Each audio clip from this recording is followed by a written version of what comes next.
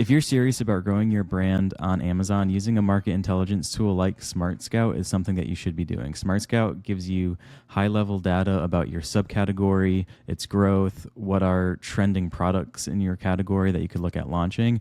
But more importantly, what I like about it is that it gives you insight into your competitors' brands, and it gives you such detail and clarity about what's working for them and what they're doing that I haven't seen any other tool be able to provide.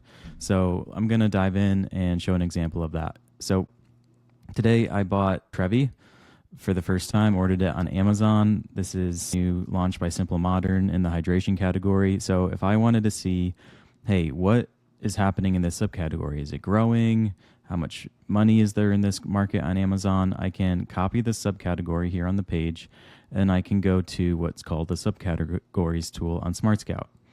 This has every browse node on Amazon with all sorts of cool data. So I'm going to paste the electrolyte replacement drinks browse node here, and I can see what the estimated monthly revenue is for this subcategory, the seller revenue share. So this is the amount of sales made by people other than Amazon, Amazon's revenue share, 1 month growth and 12-month growth. So these features are actually really cool because let's say you weren't narrowed down and you were just wanted to see subcategories in general that were growing. You can say, hey, show me subcategories where the minimum growth is 30% since last year. And it can just show you subcategories that are expanding and growing.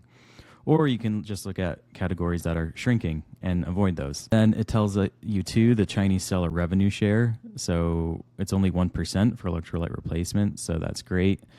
And then other useful data like what's the average price in this subcategory.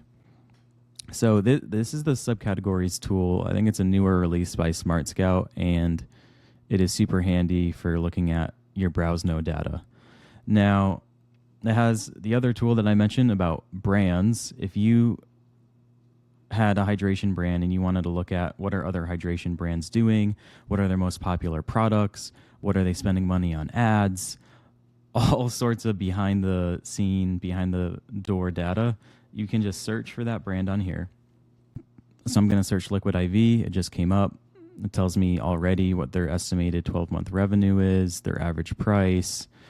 And I'm just going to, and then, their 1 month growth, 12-month growth. I would expect 1 month growth to be down because it was December last month and it's January this month. So I'm going to click on Liquid IV and it's going to load an overview of this brand. Okay, so it's loaded now. I can see what subcategories they're in, what their most popular products are. Let me expand this. I can see their number one product is their lemon lime, and their number two product is their variety pack. But these are just all widgets and overviews. I can actually see more detail if I click into the products tab.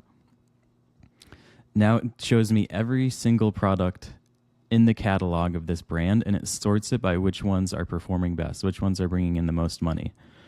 And I think that's really cool. I haven't found a tool that presents the data this cleanly, and I really like that about the SmartScout products tab.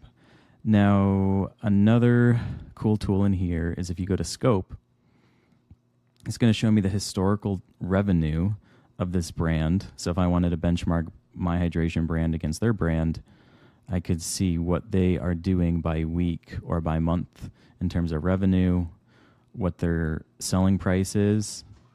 So if I want to know, hey, like what is their price leading into peak or into Prime Day, or what is it during Christmas time?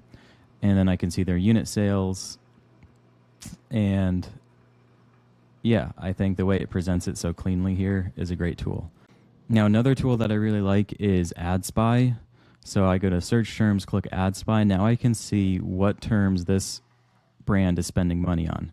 So this is just an estimate. It might not be the exact amount of money they're spending. I think SmartScout scrapes how many times they appear on page one with an ad, and then they use an estimated click-through rate and CPC to come up with the total ad spend. But even if it's not the exact ad spend, it still gives you a good idea of what this brand is spending the most money on for ads. So Liquid IV is at the top, playing defense with branded search.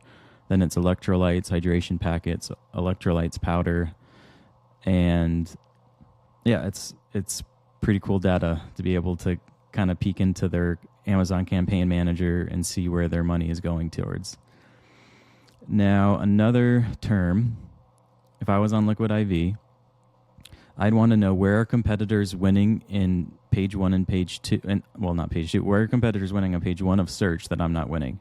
So it shows 2 competitors here in Liquid IV. This is a Venn diagram. So the way it works is where you're overlapping with other competitors are terms that you're all ranking on. So these are all terms that only Liquid IV is ranking on, but over here, this is a section of the diagram where Liquid IV is not ranking. So only the 2 competitors are ranking. So let's see what opportunities they have. They're missing terms like electrolyte packet, the misspelled version. That doesn't have too many searches a month, but words like the terms like electrolytes, this is where the competitor is 7 and 10, and they're not ranking. Variety packs, sports drink mix, electrolyte powder, sugar free.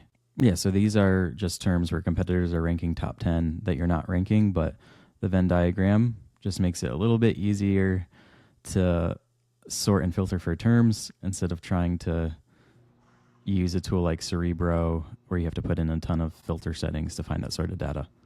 And the last feature I wanted to highlight was the subcategories tool under the brand setting.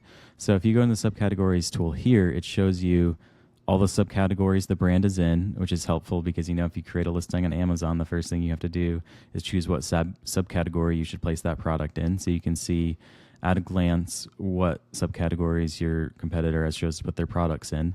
But more importantly, you can see that brand's market share in that subcategory and the market share change in that subcategory. So are they losing or gaining market share? And how much market share do they have? So, yeah, some pretty cool stuff.